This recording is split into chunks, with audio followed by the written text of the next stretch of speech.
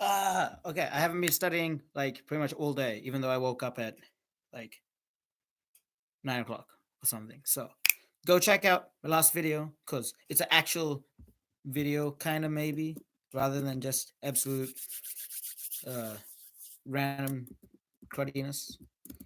And meanwhile, I'm just gonna watch a lecture. So okay, bye bye.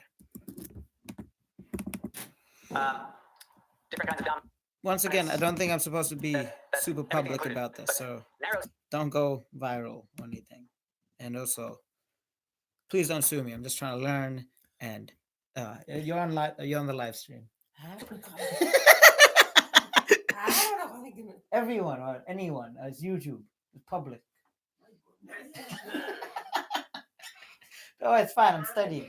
I'm finally starting to study. So, yeah.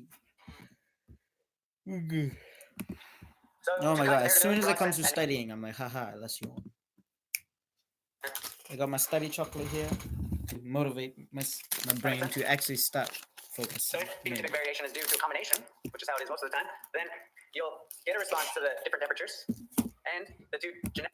Also, I just send this to Salani because I didn't go to uni to study today, so I'll quickly do that. Boom, boom, boom, boom.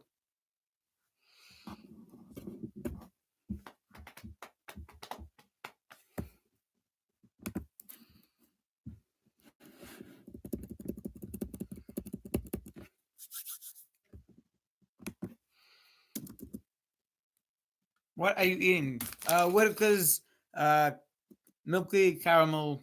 No, milky milk chocolate or something. I don't know. Just Whitaker's chocolate though. It's good. Why are you asking?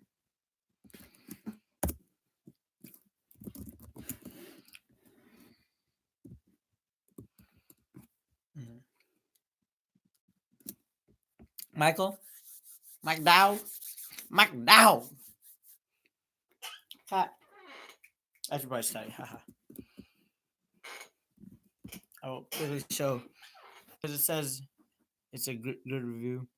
No, it's like the last video. The video before this upload. Just check the channel. It's updated right now. Yeah. Michael chatted in the. I don't think you want.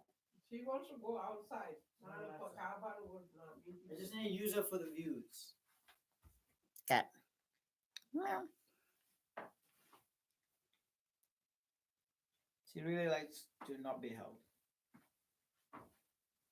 Amma, did you know they shaved her foot? Amma, to get the blood sample? I didn't even realize. I thought they'd like shaved. I did same place, but when she was like on the car, like I saw her foot and then it's like shaved. It's okay. It's fine. It's fine. She'll come to shave when needed.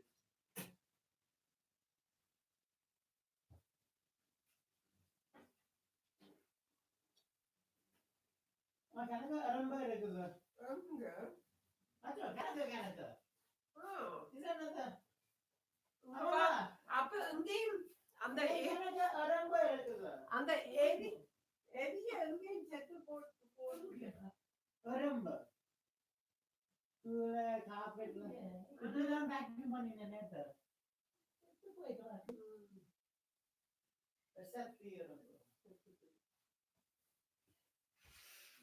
All right, study time. Yeah.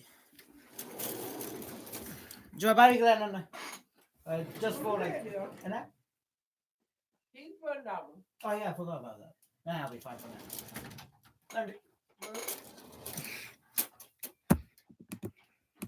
The two types G1 and G2. I get that knowledge because there's a genetic contribution to plant height. And if there's phenotypic variation due to a response of genetics to the environment, then each genetics will respond to the environment, but differently.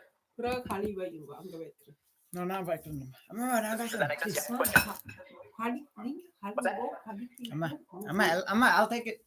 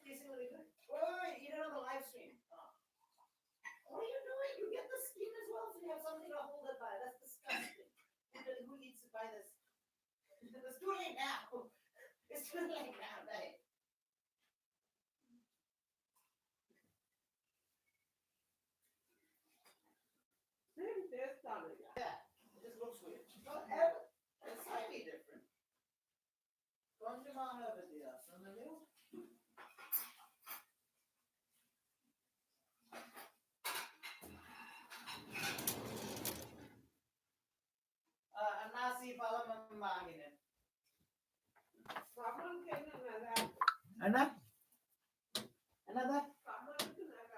Ah.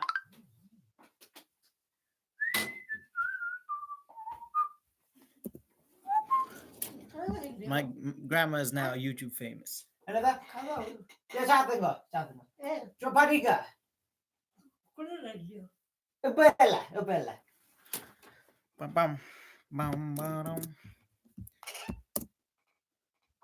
Well, this is called me getting distracted. Don't hate. Reciprocate.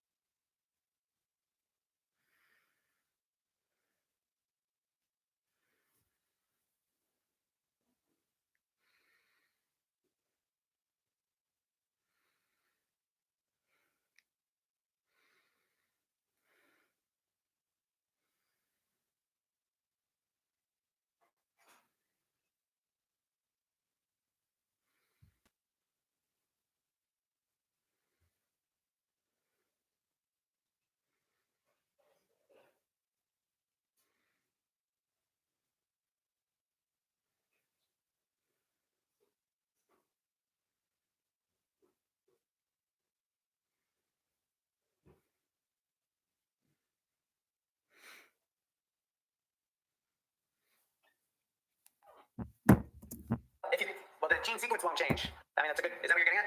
Yeah, the gene sequence won't change, but the rate, but the expression levels can change. Yeah.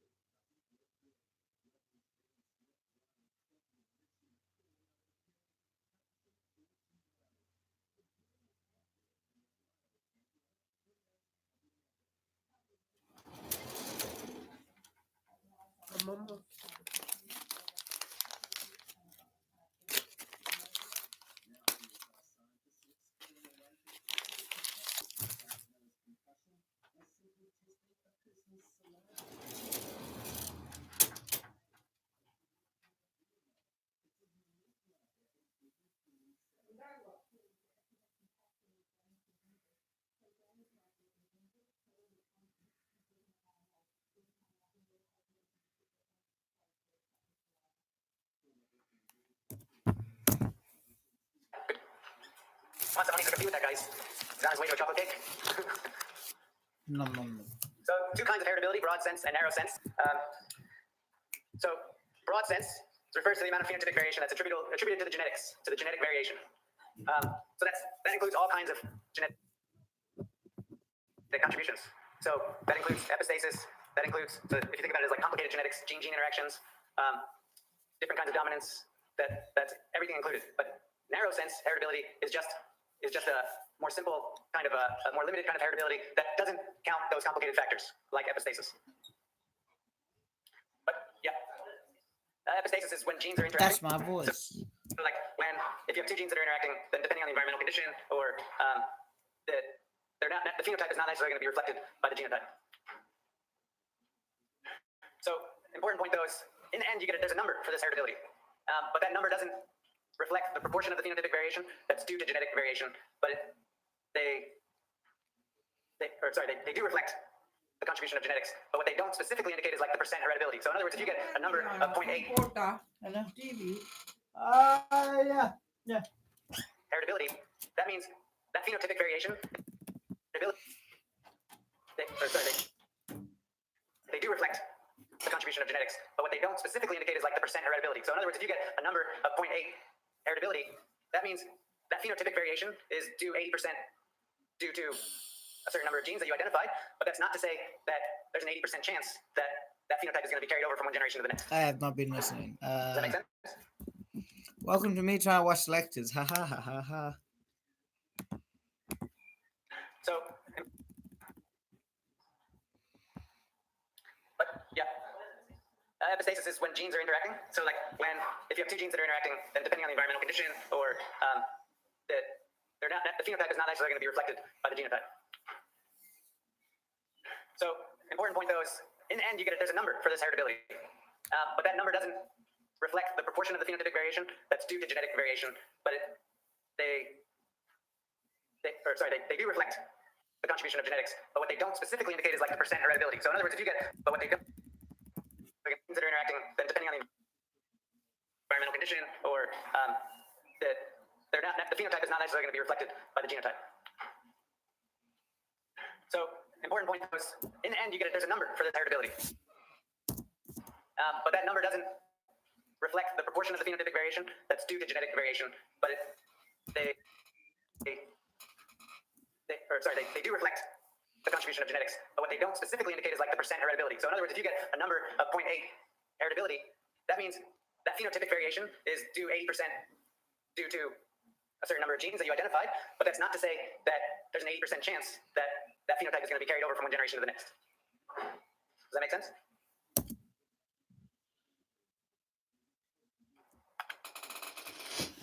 So the good news is the heritability value is just a number between 0 and 1.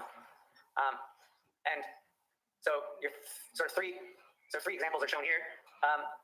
If the slope is 1, so here you have mean parent wing length, and then you have mean offspring wing length. So here's your parent phenotype, your offspring phenotype. If there's a direct connection between the parent genotype and the parent phenotype, and then the offspring phenotype, then you'll have a correlation of 1, and that means that's sort of unreal in that that means there's only narrow sense heritability. There's no, or in other words, like there's no confounders involved. It's very simple.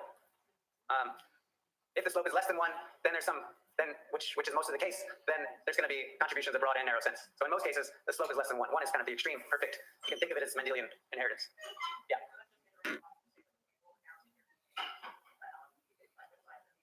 Yeah, so 1 meaning that there's only narrow sense, and in most cases that's not the case, but it does provide like a foundation for how to interpret 1.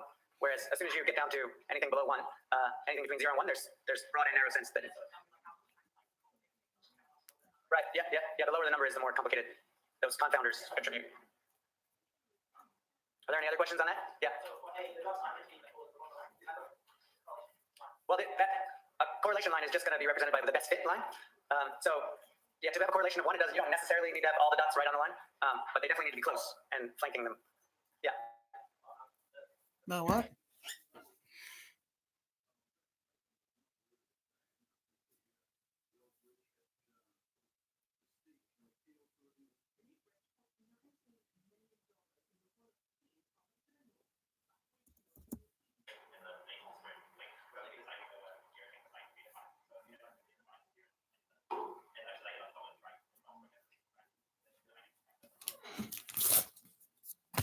So here you're talking about the parent is heterozygous and has, say, a mean parent wing length of 1 centimeter.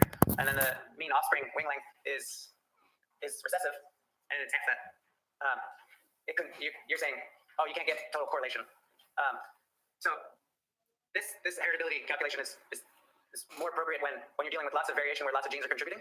So, and remember, it's done across like a population where you don't necessarily know the genotypes. So that's why mean is represented. So that, yeah. Yeah, so yeah, this would be applicable, ideal for continuous traits.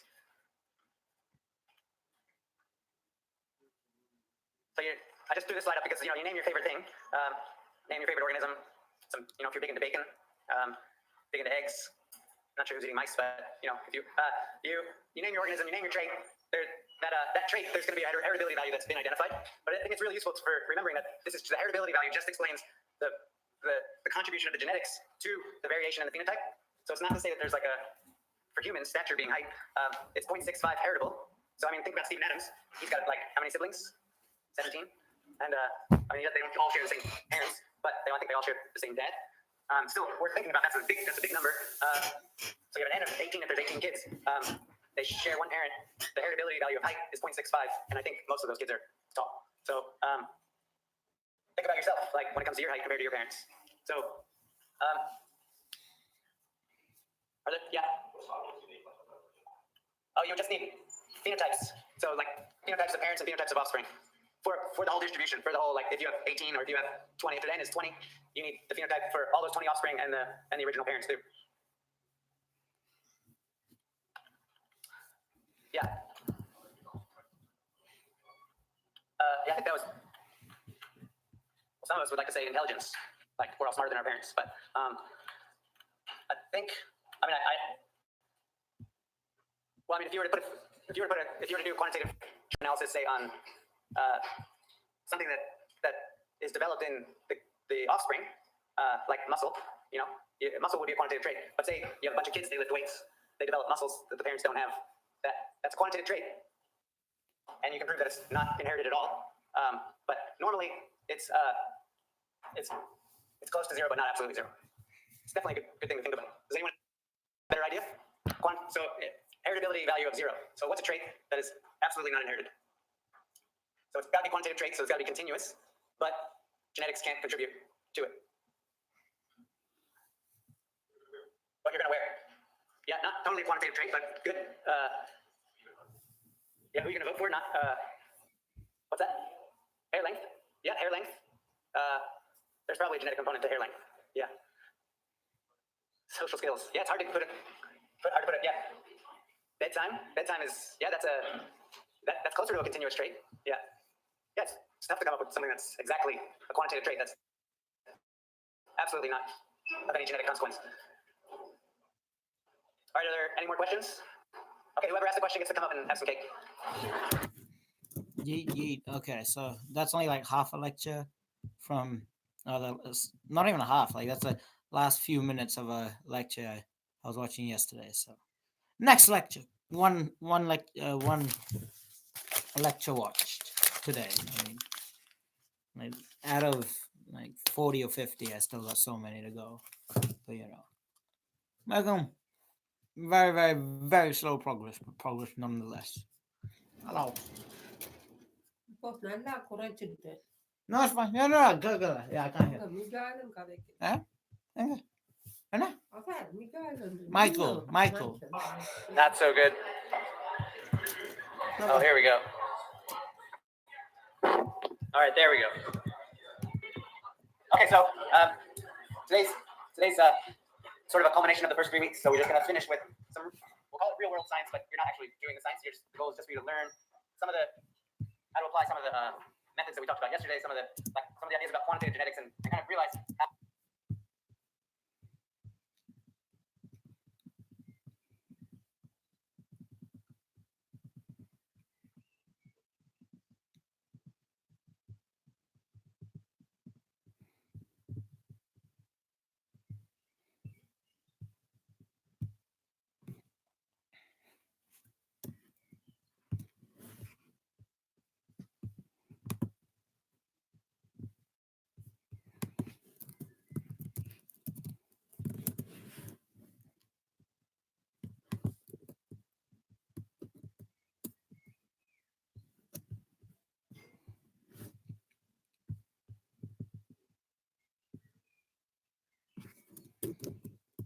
I got 1 week to go till my exam, and I got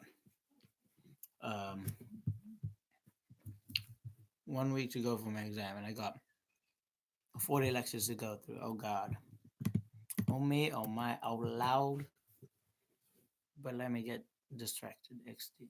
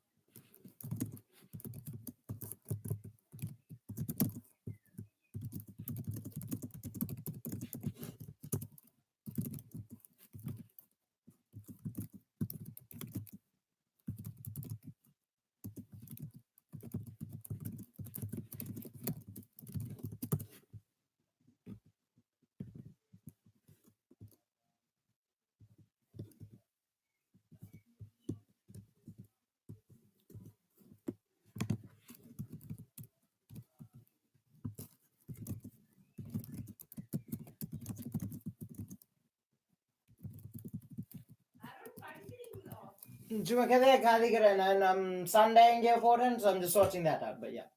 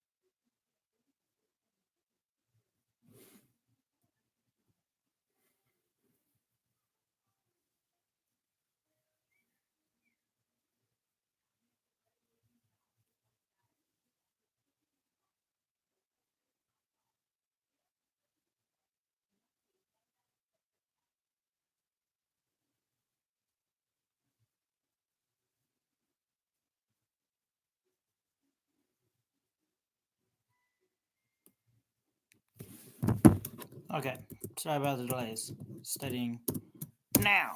How they're used. So, again and again, I'm sure I mentioned it at least 10 times, sequencing your genome and getting a prediction as to whether you're going to have a certain disease. It's quite useful. You're like 20 years old, you find out you're going to get a disease, or there's a certain probability you're going to get a disease at 50. Well, I think you're going to live your life a little bit differently, right?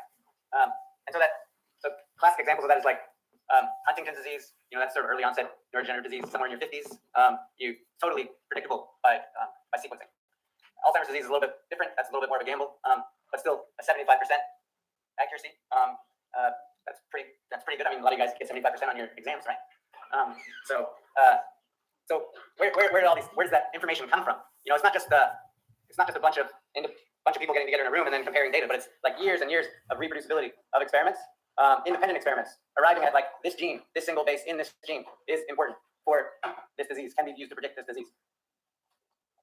So the two experiments that we're going to talk about today are, one is called QTL, that's quantitative trait loci mapping. That's where you're out to map a quantitative trait to a spot in the genome.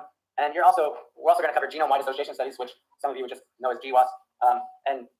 With GWAS, you again are out to map a phenotype, associate a phenotype to a spot in the genome. So it's this is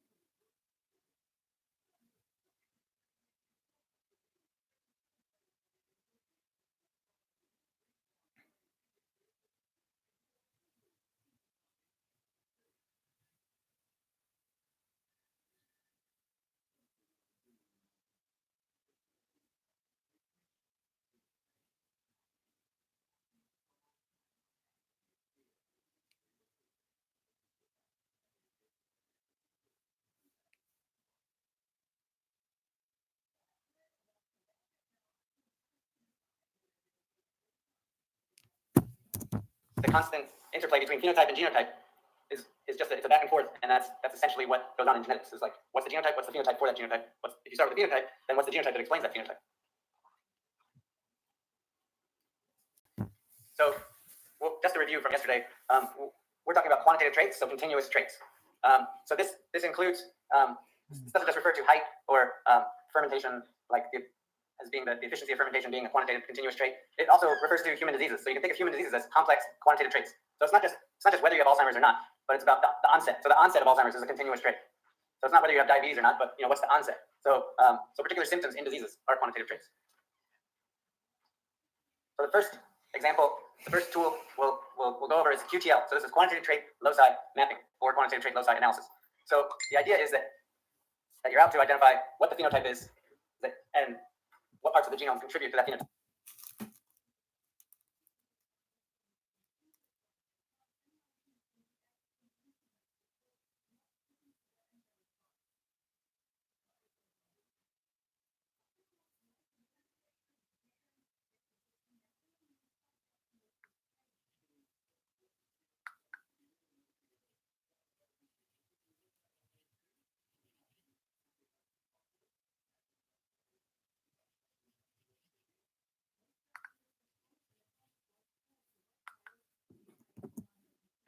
And because these are quantitative traits, multiple genes are going to be involved.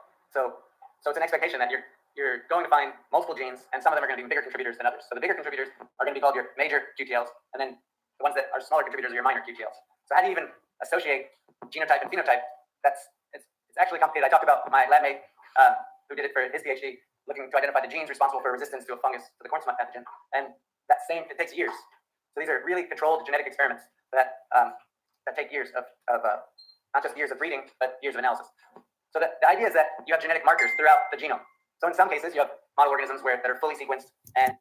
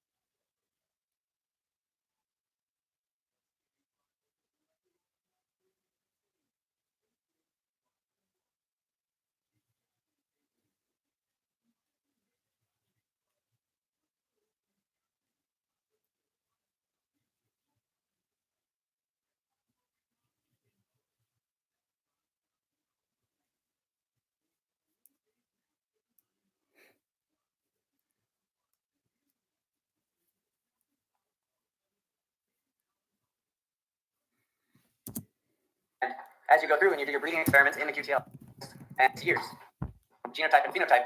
It's actually complicated. I talked about my lab mate who did his PhD looking to identify the genes responsible for resistance to a fungus, to the corn smut pathogen, and that.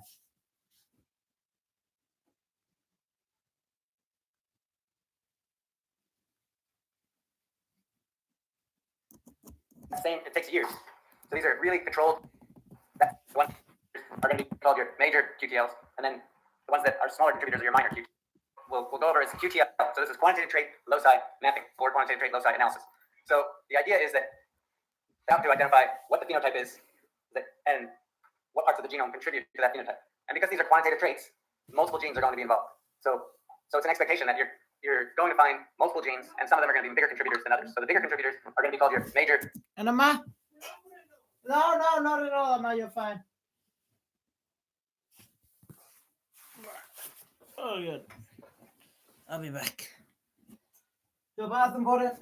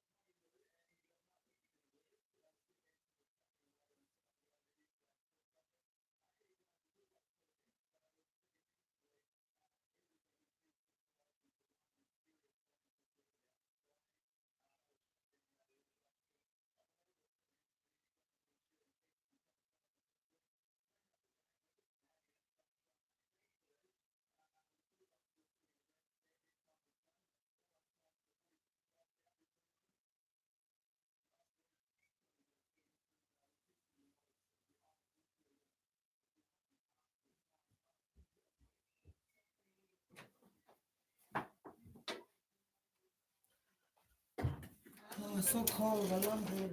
சரி அது இருக்க எடுத்துட்டு அந்த ஜன்னல இதண்டு அதான் நீங்க ஷோர்ட்ஸோட இருந்தா திறந்து விடுங்க நான் நிப்பாட்டுறேன் ஷோர்ட்ஸ்ல இருக்கேன் இந்த ஜன்னலையும் கூட்டுக்கோ நான் கூட்டி விடுறேன்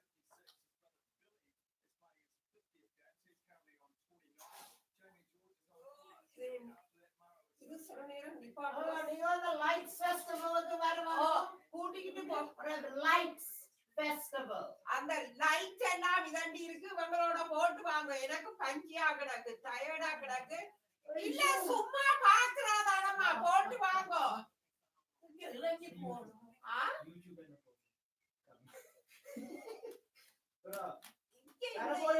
சும்மா ஹாட்ல சும்மா இருக்கிறதோ இல்ல நடந்து போகும் கொஞ்சம் நடக்க வெளிச்சம் போட்டு வாங்கம்மா ஐயோ நடந்து அம்மா ஏலாட்டி போட்டு காருக்குள்ள Sorry, இருக்கோ my grandma's kind of hard of hearing, so gotta yell. QTLs, and then the ones that are smaller contributors are your minor QTLs. So how do you even associate genotype and phenotype? It's actually complicated. I talked about my lab mate who did it for his PhD, looking to identify the genes responsible for resistance to a fungus for the corn smut pathogen, and that's the same. It takes years. So these are really controlled genetic experiments that take years of not just years of breeding, but years of analysis. So the idea is that you have genetic markers throughout the genome. So in some cases, you have model organisms that are fully sequenced, and as you go through and you do your breeding experiments in the QTL, you can sequence the full genomes, or you can just do PCRs and get a sense of, and you can have certain genetic markers. So in some cases, the QTL, the actual, like say it's a single nucleotide that's controlling that quantitative trait. Say this is the QTL, but you're not sequencing the whole genome. So you're working with an organism that the genome is too big to sequence. A lot of plants like that. You might instead have PCR-based markers. So you might have a marker here, but it's not the actual QTL. But when you do your analysis, this genetic marker is going to segregate with the phenotype. So in other words, as you follow the phenotype in your experiment, this marker segregates with that. You know what? That marker is literally like a flag. It's present as long as the phenotype is there. So the two main goals of the QTL is to identify the position, so where in the genome, where are the genes regulating your favorite quantitative trait, and then the effect of each of those. So which ones are major, which ones are minor, what percent contribution is each of those QTLs. So this is just another illustration to show that your QTL and your minor QTLs. So how do you even associate genotype and phenotype? It's actually complicated. I talked about my lab mate who did it for his PhD, looking to identify the genes responsible for resistance to a fungus for the corn smut pathogen, and that's the same. It takes years. So these are really controlled genetic experiments that take years of not just years of breeding, but years of analysis. So that I'll talk about your so it's an expectation that you're going to find multiple diseases are quantitative traits. So the first example, the first tool we'll go over is QTL. So this is quantitative trait loci mapping or quantitative trait loci analysis. Trait is as complex. That's essentially what goes on in genetics. Is like what's the genotype, what's the phenotype for that genotype. If you start with the phenotype, then what's the genotype that explains that phenotype. So, well, just a review from yesterday. We're talking about quantitative traits, so continuous traits. So this includes this doesn't just refer to height or fermentation, like as being the efficiency of fermentation being a quantitative continuous trait. It also refers to human diseases. So you can think of human diseases as complex quantitative traits. So it's not just whether you have Alzheimer's or not, but it's about the onset. So the onset of Alzheimer's is a continuous trait. So it's not whether you have diabetes or not, but what's the onset. So particular symptoms in diseases are quantitative traits. So the first example. The first tool we'll go over is QTL. So this is quantitative trait loci mapping or quantitative trait loci analysis. So the idea is that you're out to identify what the phenotype is and what parts of the genome contribute to that phenotype. And because these are quantitative traits, multiple genes are going to be involved. So it's an expectation that you're going to find multiple genes, and some of them are going to be bigger contributors than others. So the bigger contributors are going to be called your major QTLs, and then the ones that are smaller contributors are your minor QTLs. So how do you even associate genotype and phenotype? It's actually complicated. I talked about my lab mate who did it for his PhD, looking to identify the genes responsible for resistance to a fungus for the corn smut pathogen, and that's the same. It takes years. So these are really controlled genetic experiments that take years of not just years of breeding, but years of analysis. So the idea is that you have genetic markers throughout the genome. So in some cases, you have model organisms that are fully sequenced, and as you go through and you do your breeding experiments in the QTL, you can sequence the full genomes, or you can just do PCRs and get a sense of, and you can have certain genetic PCRs. And QTLs, and then the ones that are smaller contributors are your minor QTLs. So how do you even associate genotype and phenotype? It's actually complicated. I talked about my lab mate who did it for his PhD, looking to identify the genes responsible for resistance to a fungus for the corn smut pathogen, and it takes years. So these are really controlled genetic experiments that take years of not just years of breeding, but years of analysis. So the idea is that you have genetic markers throughout the genome. So in some cases, you have model organisms that are fully sequenced, and as you go through and you do your breeding experiments in the QTL, you can sequence the full genomes, or you can just do PCRs and get a sense of, and you can have certain genetic markers. So in some cases, the QTL, the actual, like say it's a single nucleotide that's controlling that quantitative trait. Say this is the QTL, but you're not sequencing the whole genome. So you're working with an organism that the genome is too big to sequence. A lot of plants are like that. You might instead have PCR-based markers. So you might have a marker here, but it's not the actual QTL.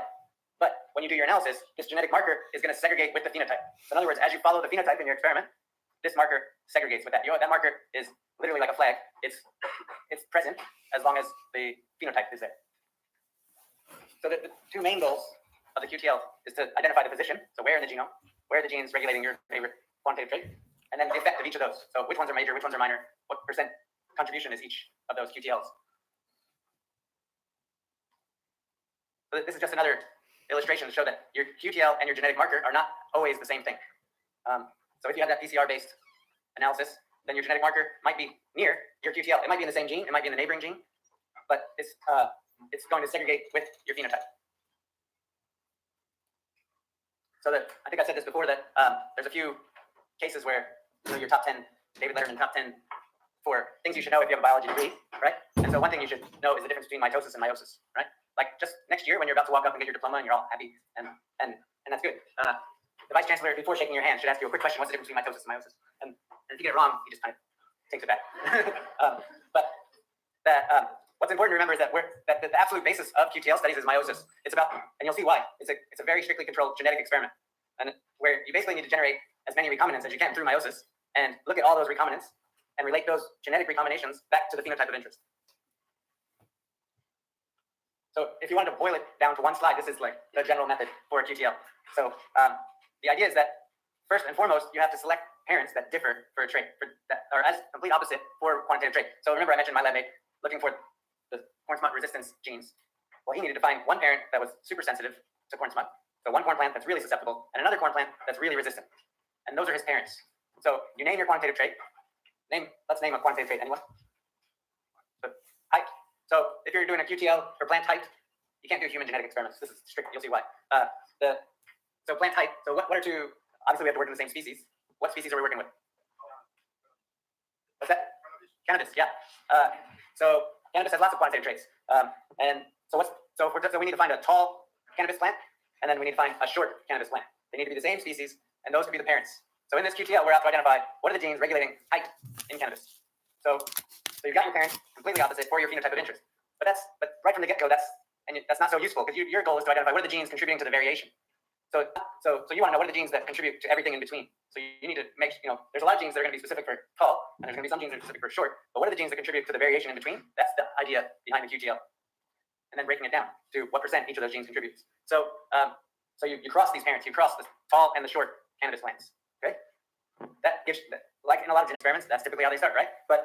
And then you get an F1, and that F1 could have an intermediate phenotype, or if they're and that's typical for quantitative traits. But then there's not enough variation, phenotypic variation, in just the intermediate ones to explain the phenotypic variation. So what you need is recombinants. So you need to take those F1s that are intermediate, and you need to generate more combinations. So that can be done several different ways. We'll go over that, but just important to understand that you're out to generate as many genetic combinations as you can. By generating new genetic recombinations, you then get new phenotypes that are going to span in between that intermediate and the short parent and the tall parent. Does that make sense? And then as you do that, and you generate all these, for every time you generate a new recombinant, you measure the height. That's your quantitative trait. So you end up with a lot of numbers for a lot of individuals that you then can do statistical associations between genotypes and phenotypes. So that's number 4. You're collecting genotype and phenotype data on all your recombinants. And then you basically contrast the mean difference of the parental lines. So you look at, for each marker, you've got a phenotype, a range of phenotypes. And then you want to know how different is that marker in your offspring compared to the original parents. So in other words, where the QTL is where the difference is going to be greatest between the parents. So it's like, it's going back to everything is riding on your original selection of parents. That's why it's really important to select your most extreme phenotypes. So you select those most extreme phenotypes because you're wanting to identify the QTL where the difference is greatest. Are there any questions on this? There's no chocolate cake today. Yeah. Since you said the marker can be a gene that's just nearby, Yeah. trying to track what the speed of that recombination on its own gene. That's actually very important. So that's useful. Yeah, that's possible. But that's why you'll see that one of the things you aim for is to have as many genetic markers intermittently, distributed throughout the genome as possible. Yeah. Yeah. Yeah. So yeah, like in the case of cannabis, you want them to just differ in height, but sort of have the same other traits as far as fiber qualities or THC concentration, that kind of thing. So yeah, that's a good point. So here for all you bacon lovers, we'll use the pig to generate. Here's one possible. We'll go through 3 different ways you can generate lots of recombinants. You got your F1. So in this case, this is like fat pig, small pig, big pig, small pig. Makes for an intermediate sized pig. Then you can cross the F1s to get recombinants. That's one way to get genetic variation. That's something that has been done again and again in our slides so far in this class. Another way to do it that's quite useful is to use a backcrossing strategy. So here's shown like a QTL study for arthritis. So there was a quantitative trait to measure the degree of arthritis in these mice. It's not just them complaining. So here you have your mild arthritic mouse, your severe arthritic mouse. You cross them, you get intermediate arthritis. So what do you do with this intermediate arthritis mouse? You can backcross it to the parents. So in other words, you can cross it you take the intermediate times the mild, or you can do intermediate times severe. Either way, each of those strategies is going to get you new combinations. The idea being that you get a spectrum of disease. So you have all degrees of arthritis between mild and severe in all your individuals represented, and then you've got the genetic information to relate. Does that make sense? So that's backcrossing, and then you can also do in plants. You could do this recombinant inbred lines. That's where you've got your 2 parents crossed. You get your F1. You do F1 times F1, so that's been done. And then you get your F2s, and then you're just recombining within those future generations. So you've got F2 times F2. So you've got lots of SIB mating going on. So lots of inbreeding. That's where the term comes from. So lots of SIB matings going on. You can do that for many generations in plants. So this is why you can't use this strategy in humans. Definitely not ethical. And this is not ethical either. So this is a way to remember this stuff. Not ethical. So when it's on the test, you're like, what's that non-ethical strategy to develop genotype and phenotype diversity? Oh yeah, that goes. Okay, so this is a really simple illustration of the kind of for quantitative trait. So say we'll just call it trait 4, and you've got measurements for this trait. Here are your recombinants.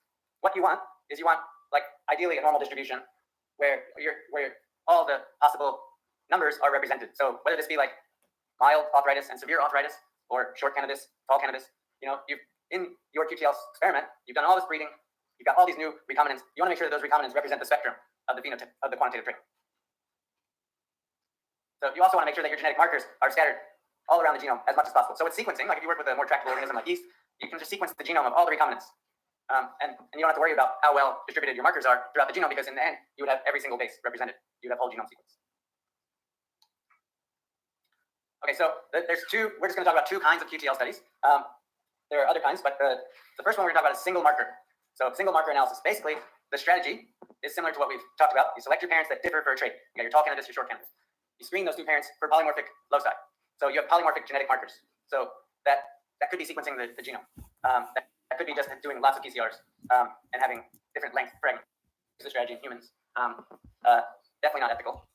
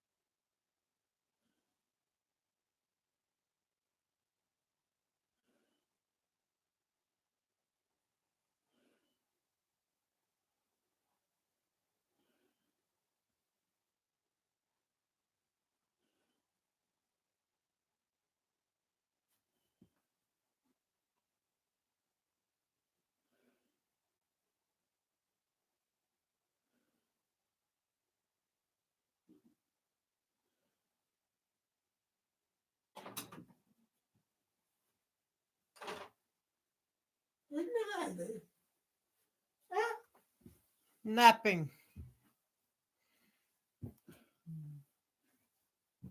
நான் சும்மா கிளம்பி இருக்கிற நேரம் விளையாடுறது படிக்க பிறந்த உடனே விளையாடு பிளேயிங் டூ மச் Hmm. படிக்கிறதுல Ah, விளையாடு படிப்பேன். படிப்பேன்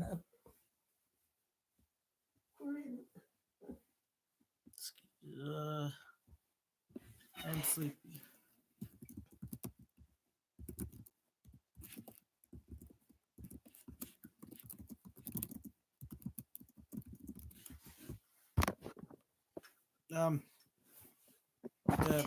The chat is not working. I'm not sure why. But why? Thank you. I brought this to uni even, and yeah.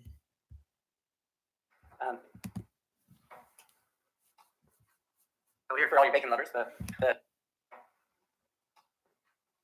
here for, but just important to understand that you're out to generate as many genetic combinations as you can. By generating new genetic recombinations, you then get new phenotypes that are going to span in between that intermediate and the short parent and the tall parent. Does that make sense? And then as you do that, you generate all these, for every time you generate a new recombinant, you measure the height. That's your quantitative trait. So you end up with a lot of numbers for a lot of individuals that you then can do statistical associations between genotypes and phenotypes. So number 4, you're collecting genotype and phenotype data on all your recombinants. And then you basically contrast the mean difference of the parental lines. So you look at, for each marker, you got, for each marker, you got a phenotype, a range of phenotypes. And then you want to know how different is that marker in your offspring compared to the original parents. So in other words, where the TL is where the difference is going to be greatest between the parents. So it's going back to everything is riding on your original selection of parents. That's why it's really important to select your most extreme phenotypes. So you select those most extreme phenotypes because you're wanting to identify the QTL where the difference is greatest. Are there any questions on this? No chocolate cake today. Yeah. Since you said the gene was just nearby, Yeah. try and track what the speed of that recombinant on the gene that I'm going for. So that must be results. Yeah, that's possible. But that's why you'll see that one of the things you aim for is to have as many genetic markers intermittently, distributed throughout the genome as possible. Yeah.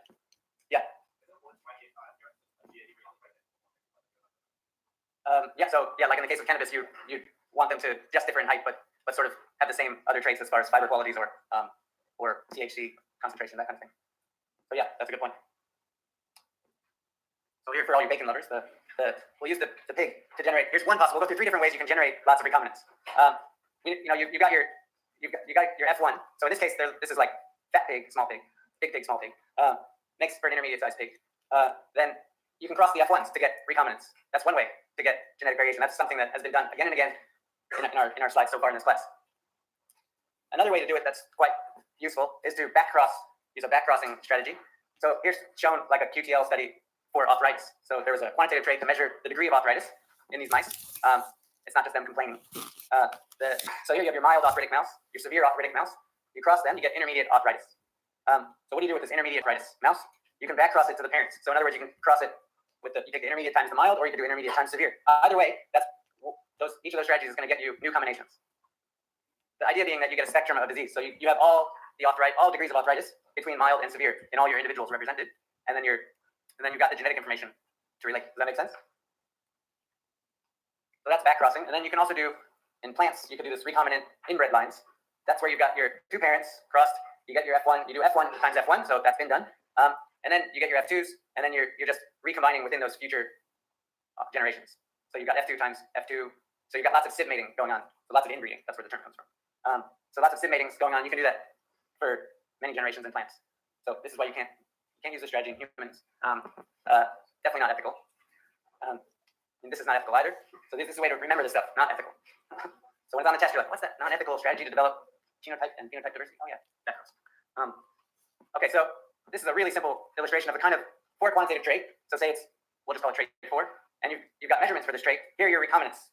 What you want is like ideally a normal distribution where all the possible numbers are represented. So whether this be like mild arthritis and severe arthritis, or short cannabis, tall cannabis, in your QTL experiment, you've done all this breeding, you've got all these new recombinants. You want to make sure that those recombinants represent the spectrum of the phenotype of the quantitative trait. So you also want to make sure that your genetic markers are scattered all around the genome as much as possible. So it's sequencing. Like if you work with a more trackable organism like yeast, you can just sequence the genome of all the recombinants. And you don't have to worry about how well distributed your markers are throughout the genome, because in the end, you would have every single base represented. You would have whole genome sequence. Okay, so there's two. We're just going to talk about two kinds of QTL studies. There are other kinds, but the first one we're going to talk about is single marker. So single marker analysis. Basically, the strategy is similar to what we've talked about. You select your parents that differ for a trait. You got your tall candidates, your short candidates. You screen those two parents for polymorphic loci. So you have polymorphic genetic markers. So that could be sequencing the genome. That could be just doing lots of PCRs and having different length fragments. Then you generate the recombinants, whatever method you want, F1 times F1, recombinant inbred lines, backcrossing.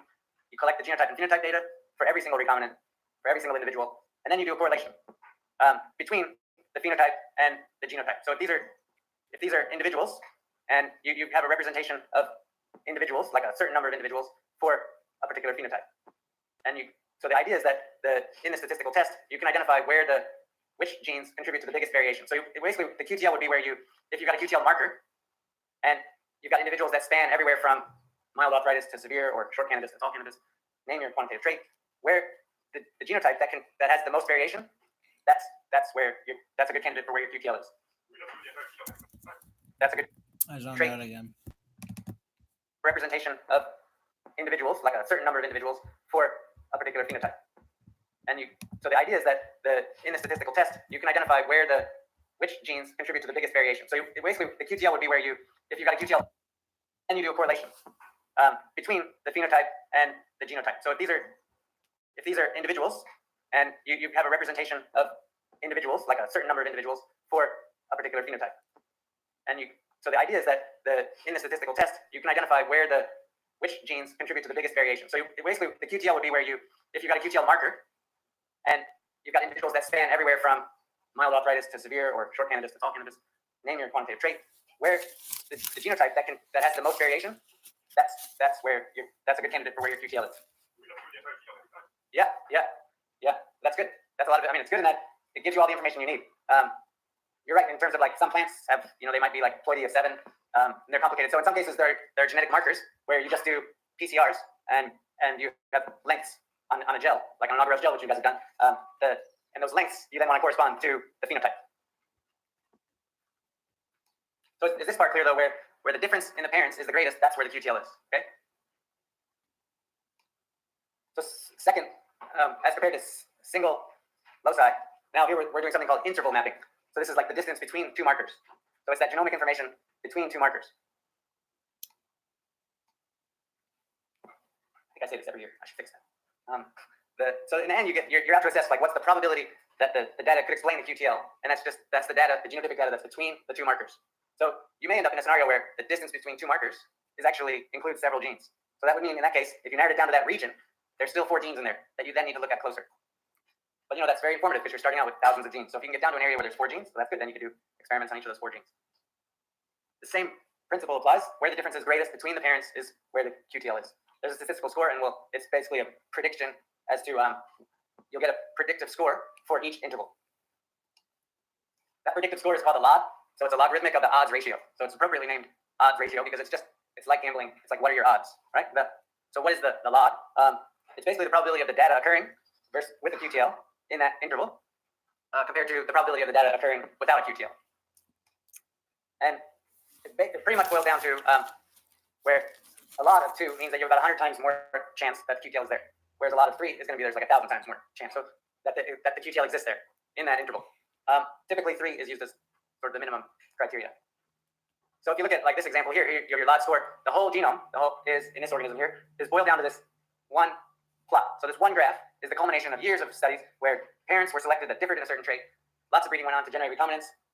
Genome was tracked, phenotypes were tracked in all individuals, and then LOD scores were identified for intervals between 2 markers and how well those segregated with the variation in the original parents. And you can see that if you have the LOD of 3 as the cutoff, in this case, there's at least 2 QTLs. So this one on chromosome 9 would be more contributing more. So it would be like a major QTL. You could call this one a minor QTL on chromosome 11.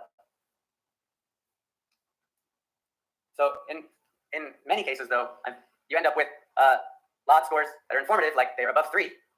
But you have this big area above 3. But in this area is hundreds of genes in this cartoon here. So in this case, the experiment was useful. It narrowed it down, a big quantitative trait of interest to a particular locus, but it's just a big chunk on a chromosome.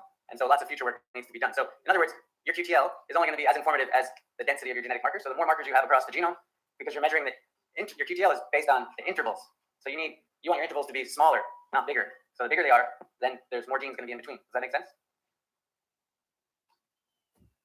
So how do you use next generation sequencing or DNA sequencing nowadays to your advantage in a QTL study? So again, you can go through the same original. What is a QTL?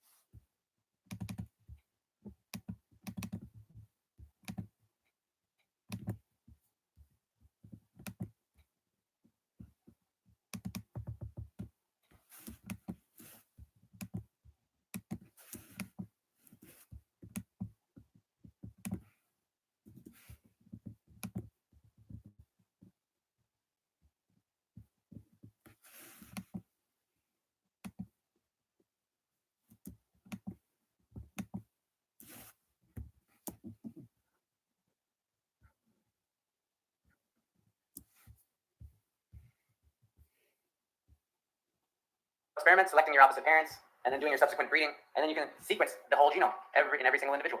It's totally possible. It's done, and so we'll go through that in an example. But still, some of the same rules apply. You still need big numbers, so lots of recombinants. So whatever your organism is, you're going to need hundreds at least. And one way to kind of make sure you get at the QTL is to sort of be really specific about your quantitative trait. So, like if you do a quantitative trait experiment on arthritis, the more specific the phenotype that you're keeping track of, that whatever that quantitative measurement of arthritis is in those mice, then the more that's like a means of selection. You can think about it as the more specific sequence the whole genome in every single individual. It's totally possible. It's done, and so we'll go through that in an example. But still, some of the same rules apply. You still need big numbers, so lots of recombinants. So whatever your organism is, you're going to need hundreds at least. And one way to kind of make sure you get at the QTL is to sort of be really specific about your quantitative trait. So it's done. Is based on the intervals. So you want your intervals to be smaller, not bigger. So the bigger they are, then there's more genes going to be in between. Does that make sense? So how do you use next generation sequencing or DNA sequencing nowadays to your advantage in a QTL study? So again, you can go through the same original experiment, selecting your opposite parents, and then doing your subsequent breeding, and then you can sequence the whole genome in every single individual. It's totally possible. It's done, and so we'll go through that in an example. But still, some of the same rules apply. You still need big numbers, so lots of recombinants. So whatever your organism is, you're going to need hundreds at least. And one way to kind of make sure you get at the QTL is to sort of be really specific about your quantitative trait. So, like if you do a quantitative trait experiment on arthritis, more specific the phenotype that you're keeping track of, that whatever that quantitative measurement of arthritis is in those mice, then the more that's like a means of selection. You can think about it as kind of a selection. So that's going to help ensure that you recover that variation that you need. So this is an example that's like a means of selection. You can think about it as kind of a selection. So that's going to help ensure that you recover that variation that you need. So this is an example that you need. That's kind of a selection. So lots of recombinants. So whatever your organism is, you're going to need hundreds at least. And one way to kind of make sure you get at the QTL is to sort of be really specific about your quantitative trait. So like if you do a quantitative trait experiment on arthritis, the more specific the phenotype that you're keeping track of, that whatever that quantitative measurement of arthritis is in those mice, then the more that's like a means of selection. You can think about it as kind of a selection. So that's going to help ensure that you recover that variation that you need. So this is an example that was done a few years ago in yeast, looking basically doing crosses between, these are two parents that are they're both yeast, Saccharomyces cerevisiae, but this is this one is like a friendly lab strain, and then this one's kind of a wild yeast that was just found outside.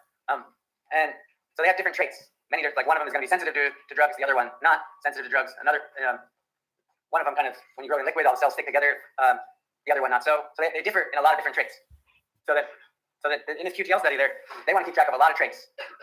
So they do this cross, and then they generate. And this is so you cross two haploids, you get a diploid. It's from there that they have several different options. They do 3 different options, and it's useful to understand these options. So how to generate the recombinants.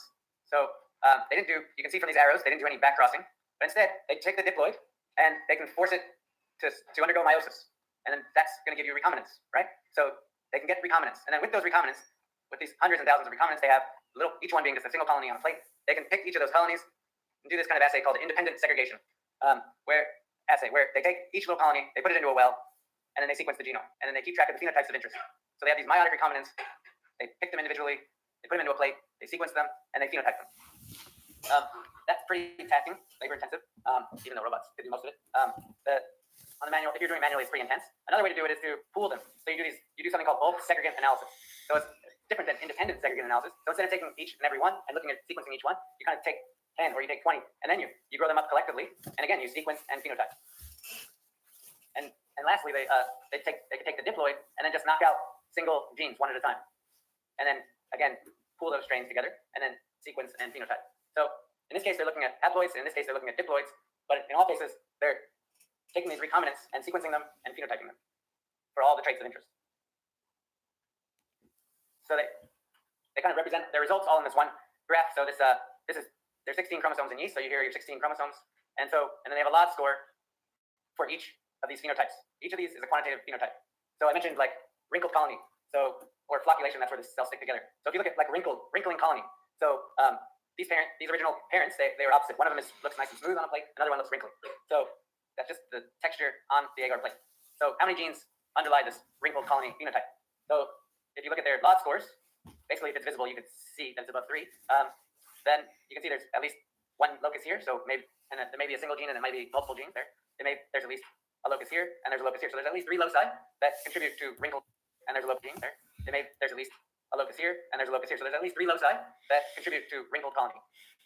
Alternatively, there's if you look at flocculation, that ability for the cells to stick together, you can see that there's maybe one major locus and then maybe one minor locus. So for all these different phenotypes, for all these different quantitative traits, they vary. Some of them are going to have lots of genes. Some of them are going to have 5 genes regulating that quantitative trait. Some of them are going to be 1 or 2. And so that is going to vary. But the idea of using the QTL analysis, looking at sequence information and phenotypic information, and you're constantly correlating those, and remembering that the idea is to relate it back to which genes or which loci explain that biggest variation in the original parents.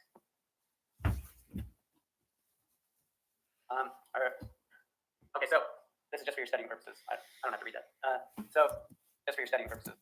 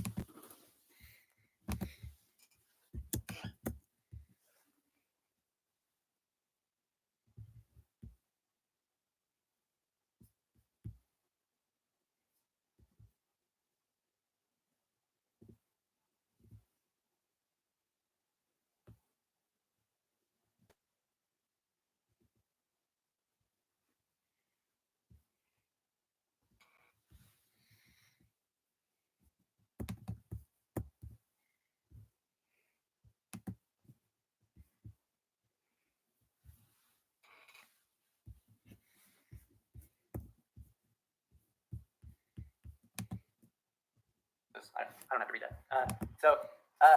Next is GWAS. So I've heard some people call it WAS. So genome-wide association studies. Some of you might even, some of this the results of GWAS may have already been used, in cases where maybe you were sequenced to know if you have a particular disease or there was a particular concern about a symptom. If there's any sequencing-based diagnostic that was ever done, it may come from a GWAS. So maybe the result of many GWAS studies which have made the association between a gene and a phenotype. And it's tricky. It's a statistical game. It never works out simple, right? So if you look at this scenario here, you've got healthy control being smiley face, disease being sad. You can see at a single base in the genome, if you sequence this many people, so if you sequence 6 people right here, you can see, 4 of them are going to have an A, 2 of them are going to have a G. So and that's just amongst the sad. And then the happy ones, also you've got a split between A and G, right? You've got 2 with an A, and then you've got 6 with a G. So is that SNP, is that single base, does it correlate with being healthy or disease? That's the ultimate question. So like, is that single base going to be informative to predict whether you're healthy or diseased? And so in the cases of like, when it's predicting whether you're going to have Alzheimer's, it's a probability, it's a prediction. And it's a prediction because there's no single base that's going to be like completely 100% one base in one case and then 100% a completely different base for the control. So a GWAS is very similar to a QTL. So it's talked about in the same lecture period because it's very similar, but there still are major differences. A GWAS, the essence of a GWAS is where it's more of a comparison of 2 cohorts, where you have like healthy cohort and an unhealthy cohort. So disease and no disease, and you'd have hundreds of people that you're making this comparison. But whereas the QTL is a very elegant genetic experiment starting with parents that are in the quantitative trait, and it's a genetic experiment where you're doing crosses. So you can see that there's just important to notice that for all of these diseases, they're sequencing-based assays that are done in the clinic, and they're each done with varying accuracy. So they each have a range of accuracy. But what's important is that all those sequencing assays were all developed because of findings from GWAS studies. So just to go over the overall flow of a GWAS, so you start with a large cohort. So this little diagram says N of more than 1,000, that would be good. So this kind of tells you that right off the bat, GWAS is not good for rare diseases. Rare diseases where you might only have hundreds of people around the world, or maybe even less.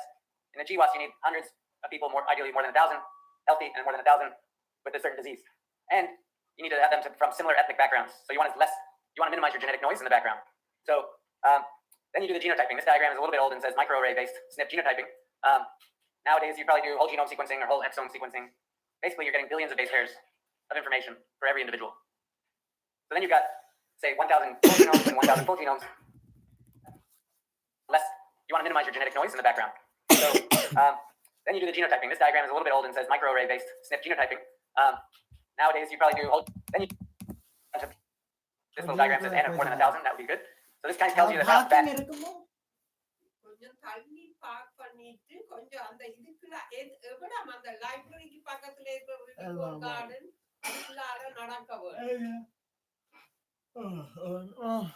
அப்ப வெளி road அடியில எங்கேயும் park பண்ணிட்டு அப்ப ஒரு கொஞ்சம் தூரம் தான் நடக்க, அந்த கொஞ்சம் ஆயிலும் அங்காலும் நடக்க இதுண்டா அம்மாவை காருக்குள்ள இழுத்தி விடும். இல்லாட்டி கொண்டாந்து விட்டுட்டு திருப்ப நீங்க போங்க. இதுலதான் அப்படி செய்யும். Yeah.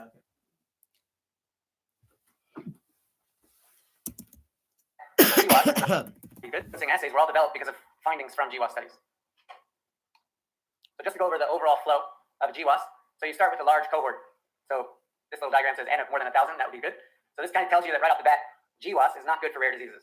Rare diseases where you might only have hundreds of people around the world, or maybe even less. In a GWAS, you need hundreds of people, ideally more than 1,000, healthy and more than 1,000 with a certain disease.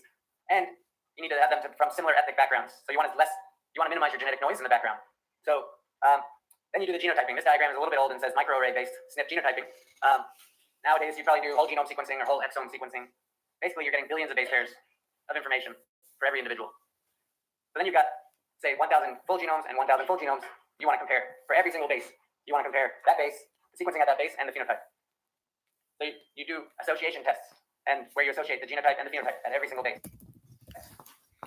Full exome sequencing. Basically, you're getting billions of base pairs of information for every individual. It's a base pair. Then you do it with a certain, even less. In a GWAS, you need hundreds of people, ideally more than 1,000, healthy and more than 1,000 with a certain disease. And you need to have them from similar ethnic backgrounds. So you want to minimize your genetic noise in the background. So then you do the genotyping. This diagram is a little bit old and says microarray-based SNP genotyping. Nowadays, you probably do whole genome sequencing or whole exome sequencing. Basically, you're getting billions of base pairs of information for every individual. So then you've got, say, 1,000 full genomes and 1,000 full genomes you want to compare. For every single base, you want to compare that base, sequencing at that base, and the phenotype. So you do association tests, and where you associate the genotype and phenotype at every single base. And then you get a score. Again, it's like a log score. It's just a predictive measure. It's like an odds. And then you've got you got the odds for these. So if you do one study on, say, in New Zealand, you compare 1,000 people and 1,000 people. You do your GWAS. You identify 10 genes that are associated with this disease, and that's in your 1,000. That's in your New Zealand study. Then you want to go and do it again, but in Australia. Then you want to go do it again in another country, in Europe, in the US. So you want to do replication studies to see how robust it is. And then what's really important is that the end result is just association. It's in the name, genome-wide association. So what's really important is to biologically validate it. In other words, do a real experiment. So if you identify a gene is really important to a particular disease, well, then you need to go get a cell model of that disease, and then you need to put that SNP that you deemed really interesting, and you need to basically do the genome editing, kind of introduce that genetic mutation into the cell, and then see if you can modify the disease. Does that make sense? This is just odds ratio, sort of the association test that's done. Just to remind you that you're always associating the phenotype. Here's your individuals with this genotype, and you have this spectrum of individuals. So you're always associating the genotype and the phenotype. Are there any questions on the GWAS? So essentially, it's a means to identify SNPs to inform diagnostics, identify therapeutics. So it's really useful, personalized medicine, drug response. Lots of uses for GWAS. So you name your favorite disease, genes have been done. But importantly, they have to be common diseases. So you need thousands of people. So on the last slide is just here. Don't get them confused. GWAS and QTL. I'm pretty much a softie. I would say I still give you the diploma if you didn't know the difference. But definitely not for mitosis and meiosis. So here's GWAS and QTL. Just remember they're both genome-wide. They both are out to identify association. But remember that GWAS works on unrelated populations, like affected two cohorts. They're not related genetically, whereas QTL is totally about genetics. And that's it. So good luck, and keep the questions coming.